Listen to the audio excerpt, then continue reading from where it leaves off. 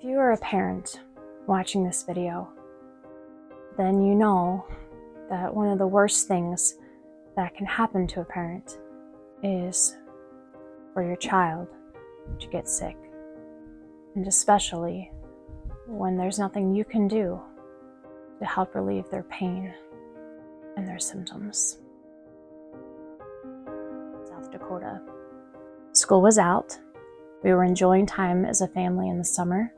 My parents drove all the way from Pennsylvania to meet us in De Smet, South Dakota.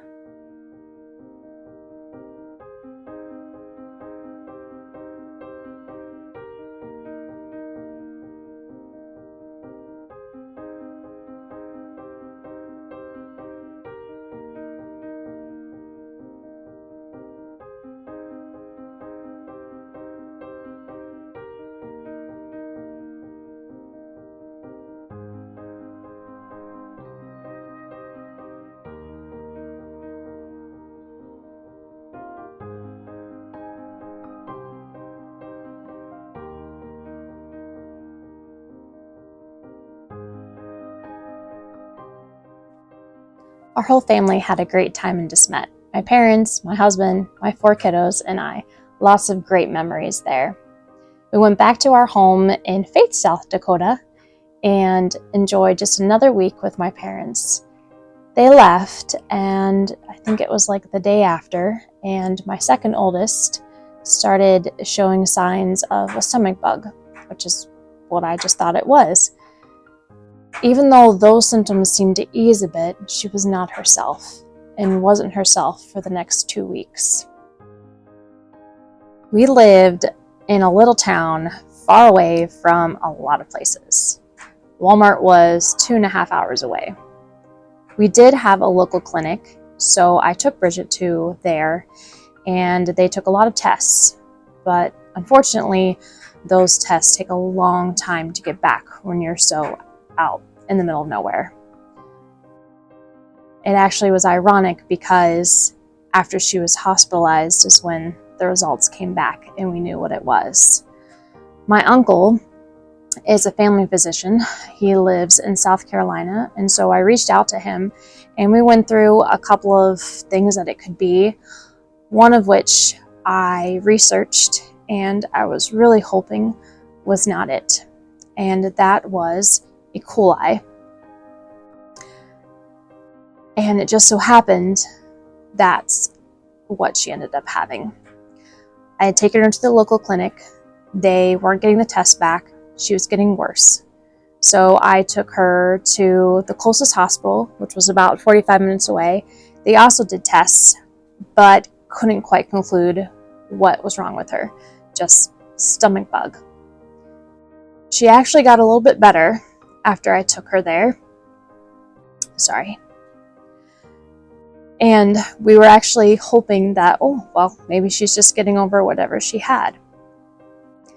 But that night, she started having, TMI, diarrhea. And I'm not sure if I should mention this because it's also TMI, but there was stuff I saw that is not normal. And she lost all her strength.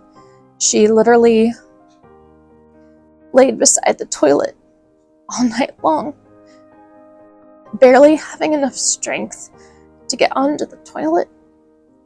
I stayed in the bathroom with her the whole time.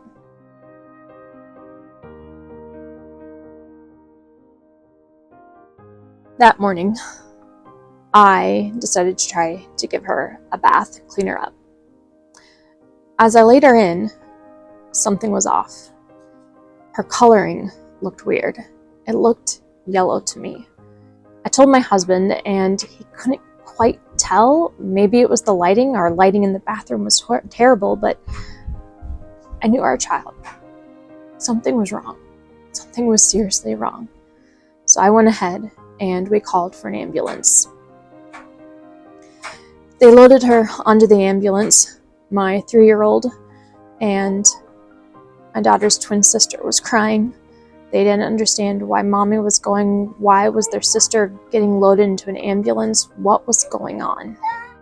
My husband wrote on his Facebook, The day before, she was on the mend, or at least appeared to be. She wanted to be outside, at the end of the driveway, playing in the rocks with her sisters.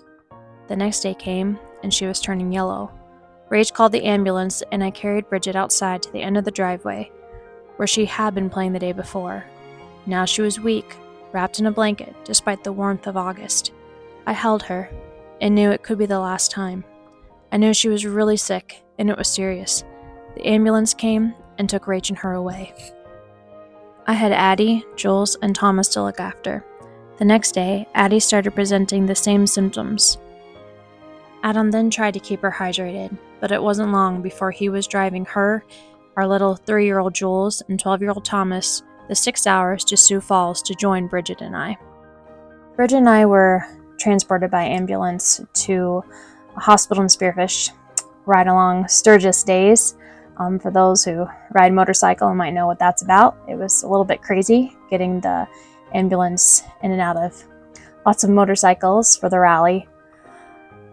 We got there, and they immediately started an IV on her and took tests and found out that she had had E.Coli, the shiga-toxin producing kind, which had then settled into HUS, or HUS, or hemolytic uremic syndrome, which basically had shut down her kidneys. There is no cure. All they could do was treat the symptoms, and she was bad enough that they then had to fly her to Sioux Falls.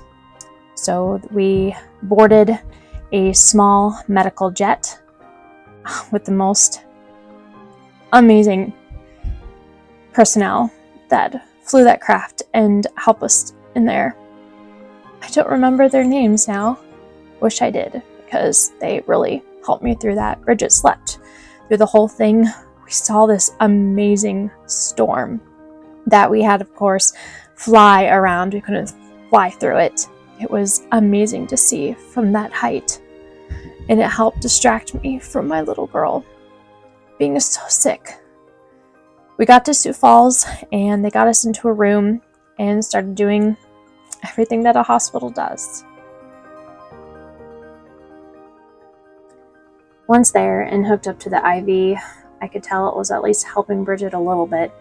I'll spare all the not so pleasant details of what the sickness does to you. We made it a few days there before my husband called me and told me that Addie was presenting the same symptoms, and he had been trying to keep her hydrated, but it wasn't working.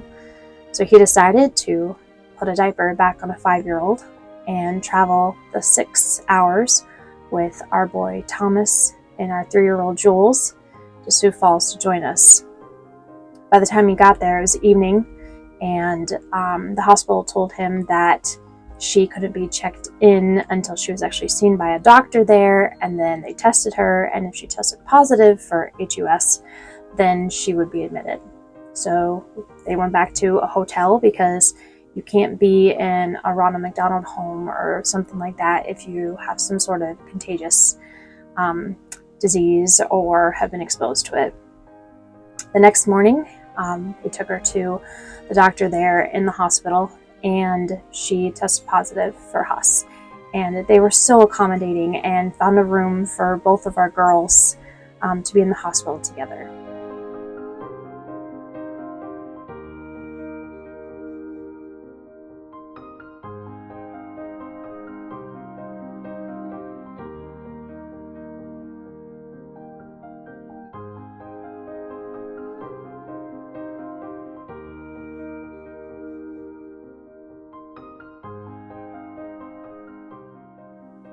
Bridget actually got better after about a week.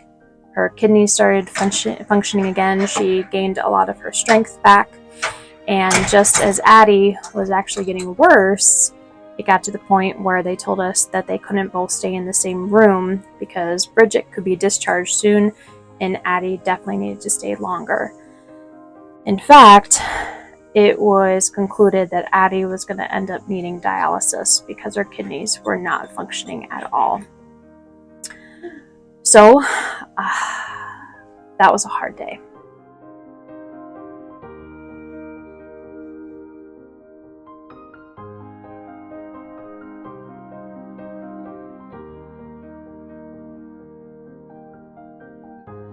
Addie had to have a dialysis port or a venous catheter put into her neck to help with dialysis, which she was then going to have done at least once every day.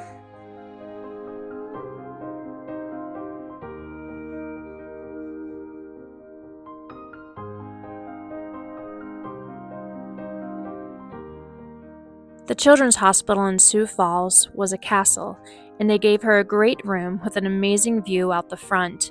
We pretended she was a princess trapped in a castle tower, awaiting to be rescued.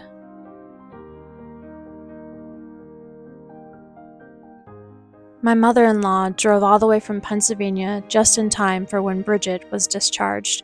She helped us so much in watching Jules, being with Thomas, being with Bridget, until it was time for them to return back to our home in Faith while I stayed at the hospital with Addison.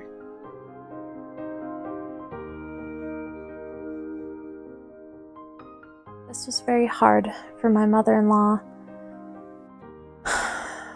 to see her granddaughters sick, especially Addie. Bridget was getting better, but Addie barely had enough strength to give her a smile or hug her back. She was in a really bad mood, didn't really want to do anything at all, didn't want to enjoy the sunshine with our chance to go outside, still hooked to the IV and her catheter, and she just wanted to be back to normal, but she wasn't.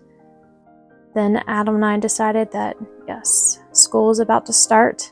He needed to get back to teaching. Thomas, Julie, Bridget all had to go back to school. So he and those other kiddos and my mother-in-law headed back home while I stayed with Addie. And our Bridget had to do the first thing without her twin sister by going to kindergarten on her own. Addie continued to have dialysis, but sometimes things get off with the fluids, and she ended up having pneumonia and was put in the ICU for a couple of days. It was at this point that she asked me, "Mommy, why can't you make me better?" I told her I can't, but I know God can if He wants, because He can do all things, and He is good, even when it was so hard to believe or see at that time. And He did. Slowly, Addie did get better. She had to go through a lot of physical therapy as she lost a lot of strength, and she still for a long time had her hands folded up in a fetal position for a while, but slowly he worked, and she got better, and Bridget came to visit her, and Adam and I switched. He stayed with Addie for a bit while I went home with the family until he brought Addison home and she was able to start kindergarten.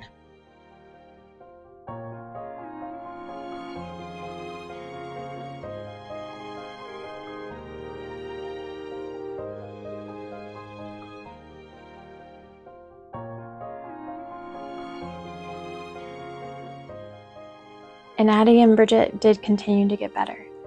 And even though they still had to see a kidney specialist at least once each year for the next 5 years to keep an eye on their kidneys, they kept passing with flying colors. So many people were praying, and even though in that time it was really hard to go through that and see your child suffer, and we know so many loved ones and friends and others that have not had a child come through this, or have lost a child in another way, that for some reason God allowed our babies to survive this. And we didn't know at that time that He was preparing us for a harder challenge that would come about 5 more years. But we are so thankful for every moment. And it was after returning with Addie that I started to think, is there more? What is my job as a mom? What is my priority in this life with these children? I loved working at the school. I loved working with those students and the families and with my awesome coworkers. Was I missing something? I was obviously failing at this time being a mom being a secretary, being everything, every hat that I had to wear, things were dropping. What was the most important part? And that's when my story, my journey, really started to take shape.